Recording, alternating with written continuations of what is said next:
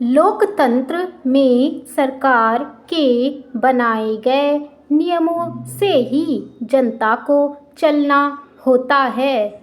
सरकार के नियमों से जीवन यापन की जिम्मेदारी लोग उठाता है, मगर सरकार जब नियम कानून कायदे बनाती है तब उससे हर वर्ग और हर विभाग के लिए उसके अनुरूप कानून और कायदे बनाए जाने की अपेक्षा रहती है। विडंबना यह है कि शिक्षा और स्थानीय निकायों को एक ही लकड़ी से हाँकने की कोशिश हो रही है। आमतौर पर सरकार में बैठे नौकरशाहों को संबंधित क्षेत्र में हर विषय का विशेषज्ञ माना जाता है, मगर सच यह है कि लोक के प्रतिनिधि जब तंत्र में आते हैं तो उन्हें यह देखना चाहिए कि शिक्षा से संबंधित निर्णय अभिभावकों और शिक्षाविदों की सलाह से लिए जाएं। इसके बाद शैक्षणिक सत्र या कैलेंडर क्षेत्र विशेष के अनुरूप बनाया जाना चाहिए। देश के अलग अलग राज्यों में एक ही समय में मौसम का तापमान अलग रहता है।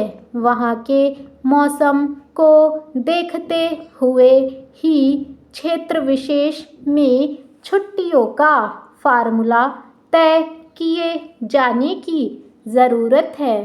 पिछले दिनों एक खबर सामने आई थी कि जिला कलेक्टर सर्दी को मद्देनज़र रखते हुए संबंधित जिले में स्कूलों की छुट्टियां और समय में परिवर्तन कर सकते हैं। भारत सरकार और राज्य सरकारें शिक्षा सत्र में छुट्टियों के मामले में लगभग एक जैसा ही रुख रखती हैं, जबकि शिक्षा विभाग में अन्य विभागों से छुट्टियां अधिक होती हैं। पिछले दिनों एक जानकारी सामने आई कि स्कूलों में बच्चों के कुल 365 दिन में से 145 दिन अवकाश में बीत जाते हैं। इसके अलावा आकस्मिक अवकाश की व्यवस्था अलग है। ऐसे में ज़रूरत इस बात की है कि बच्चों के अध्ययन में कोई कमी ना हो। इसके लिए छुट्टियों का तालमेल कुछ इस तरीके से बिठाया जाए ताकि छुट्टियां कम से कम हों।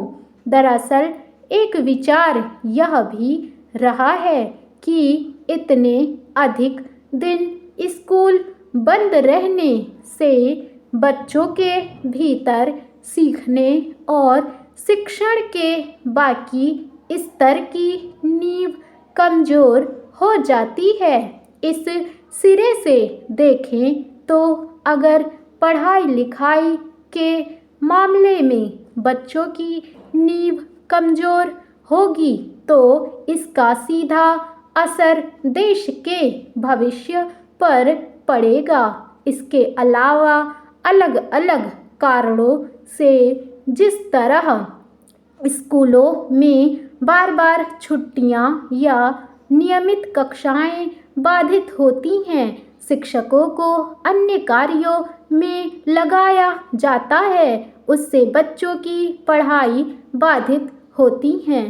यहाँ यह भी सोचने की बात है कि बदलते मौसम चक्र में ज़्यादा बारिश या गर्मी या ठंड कोई नई बात नहीं रही है, लेकिन पिछले कुछ वर्षों से अचानक इस वजह से स्कूलों को बंद करने की घोषणा की जाती है, वह विचित्र है।